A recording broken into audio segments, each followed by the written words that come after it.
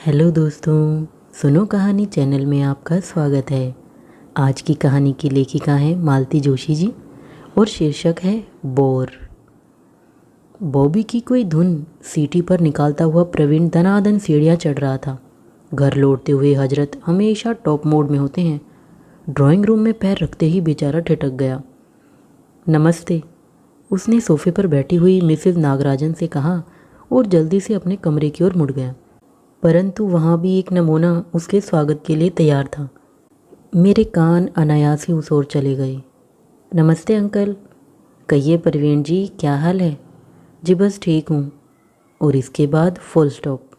बस प्रवीण का ज़ोर ज़ोर से दरवाजे खोलना और बंद करना सुनाई देता रहा।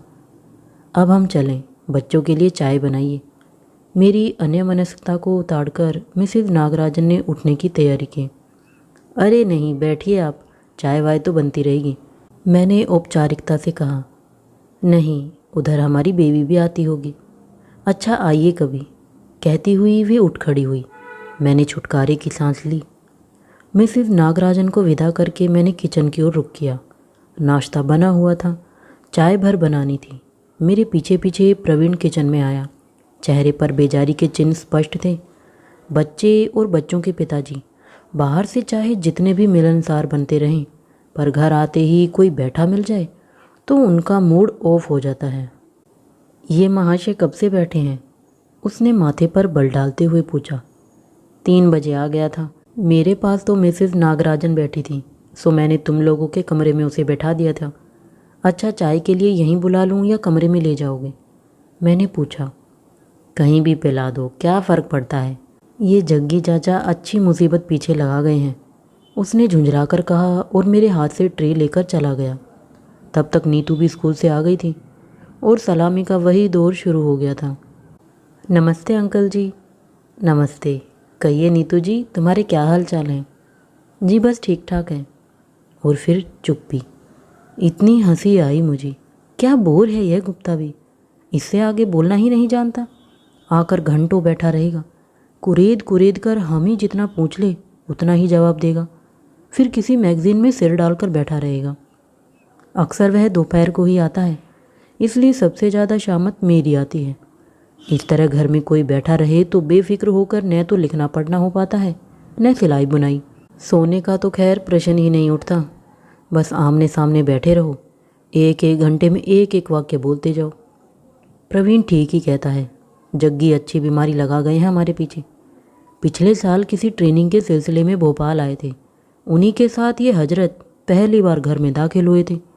जगदीप तो पास हो हुआ कर अपने घर लौट गए थे, पर उनका यह दोस्त अच्छी खासी अलामत बनकर हमसे जुड़कर रह गया है।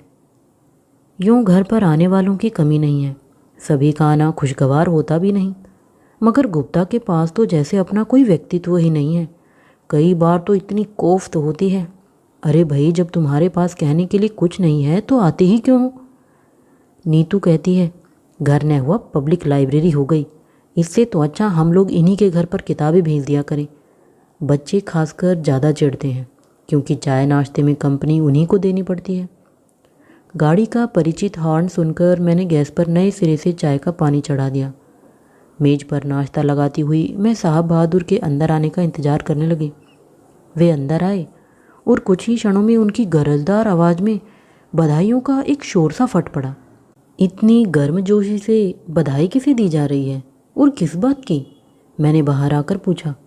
अरे भाई, अपने गुप्ता जी को स्टेट बैंक में अपॉइंटमेंट मिल गया है, और तुम जानती हो आजकल बैंक की नौकरियां स्वर्ग का राज्य हो गई हैं। कॉन्ग्रेचुलेशंस गुप्ता जी, मैंने कहा। लेकिन भाई यह तो सरासर पक्षपात है। इतनी अच्छी खबर लेकर आप 2 घंटे तक अपने भाई का इंतज़ार करते रहे। हम क्या इतने पराए थे? दरअसल आप कुछ बिजी थी भाभी जी, इसलिए। चेहरे पर ढेर सारी शर्म लेकर उसने कहा। वैसे उसने गलत नहीं कहा था, मैंने सचमुच उसे इग्नोर ही कर दिया था। बस बच्चों का कमरा खोलकर ढेर सी किताबें उसके सामने पटक दी थी। अपने अपराधी मन को कोसते हुए मैंने कहा, खुशखबरी ऐसे ही थोड़ी ना सुनाई जाती है, मिठाई खाएंगे हम तो। क्यों तंग कर रही हो बेचारे को, हम लोग बड़े हैं, गुप्ता की तरफ से मिठाई हम खिलाएंगे, इन्होंने ऐलान किया। जी, जी मिठाई तो मैं लेकर चला था, उसने हकलाते हुए कहा और थैली में से मिठाइयों का एक बड़ा सा पैकेट मेरे सामने कर दिया। अरे मैं तो मजाक कर रही थी, मैं यहीं के लिए लाया था, बच्चों के लिए, सकुचाता सा बोला। अब मेरे लिए कोई चारा नहीं रहा। आओ गुप्ता जी चाय पियेंगे। भाई साहब मैं पी चुका हूँ। अरे एक कप हमारे साथ ली, क्या फ़र्क पड़ता है। यह भी हमेशा का ही क्रम था।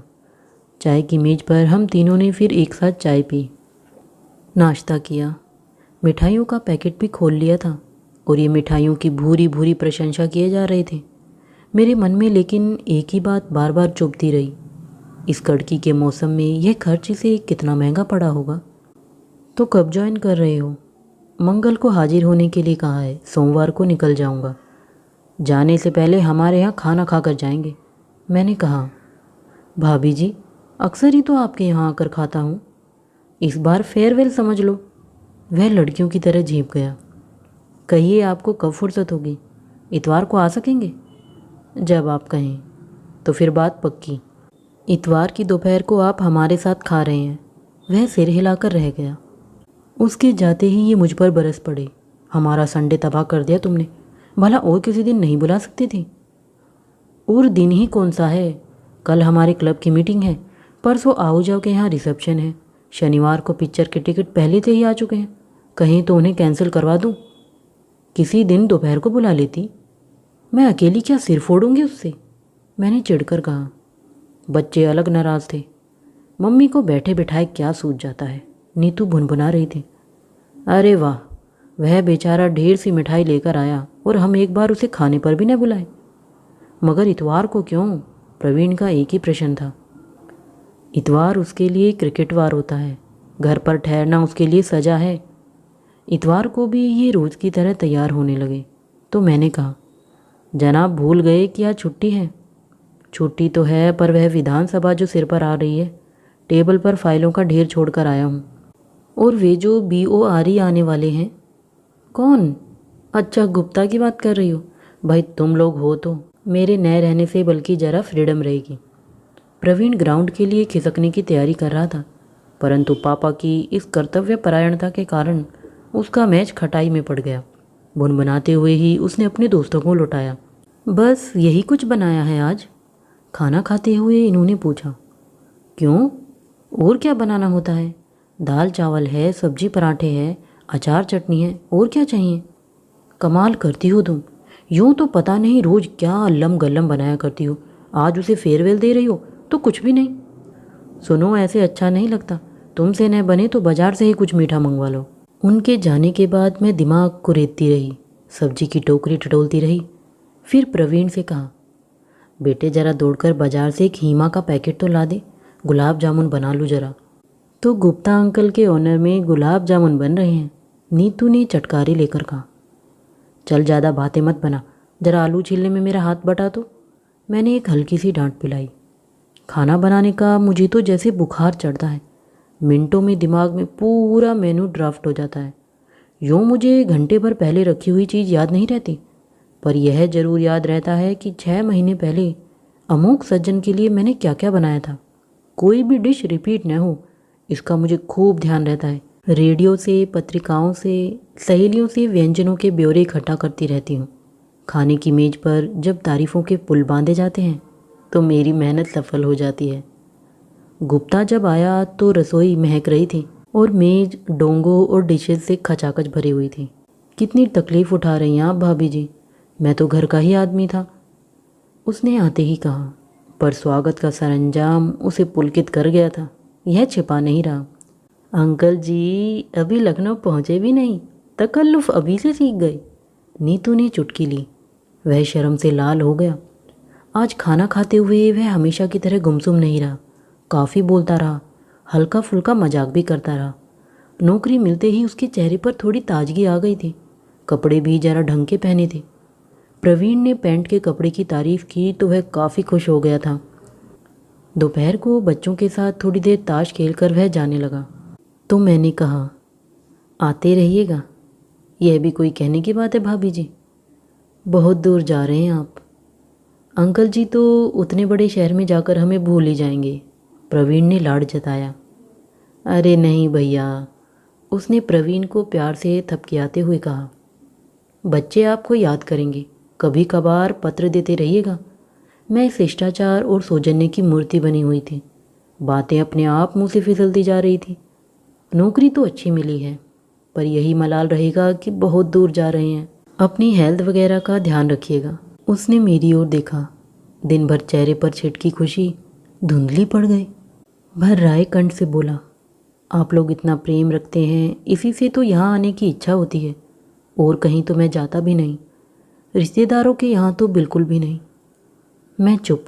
बेकार लड़का और अनब्याही लड़की दोनों का एक सा हाल होता है। हर कोई उन्हें उपदेश देगा, आलोचना करेगा, मजाक बनाएगा, सीधे मुंह बात तो कोई करेगा ही नहीं। लेकिन मुझे यहाँ जो व्यवहार मिला वह इतना अलग था। भावावेग के कारण उससे बोला नहीं गया। मैं सन रह गई। ये गुन्ना लड़का मन में इतना दर्द संजोए है, किसने सोचा था। अच्छा चलो भाभी जी, कहते हुए उसने झुककर मेरे पांव छू लिए और एकदम दरवाजे से बाहर हो गया। बड़ी देर बाद शर्म से झुके सिर उठाकर हमने एक दूसरे की ओर देखा। सबकी आंखें भर आई थी और वे आंसू नकली नहीं थे।